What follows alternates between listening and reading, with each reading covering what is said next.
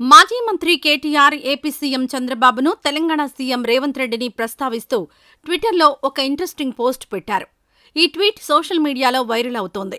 దశాబ్ద కాలంగా ప్రగతిశీల ప్రభుత్వ విధానాల వల్ల దేశంలోనే అత్యధిక తలసరి ఆదాయం కలిగిన రాష్ట్రంగా తెలంగాణ అవతరించిందన్నారు కేటీఆర్.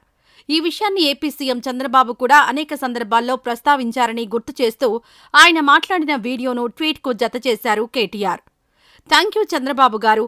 దయచేసి ఈ వాస్తవాన్ని జీర్ణించుకోలేని మీ పూర్వ శిష్యుడికి దీనిపై అవగాహన కల్పించండి అని ట్వీట్లో రాసుకొచ్చారు.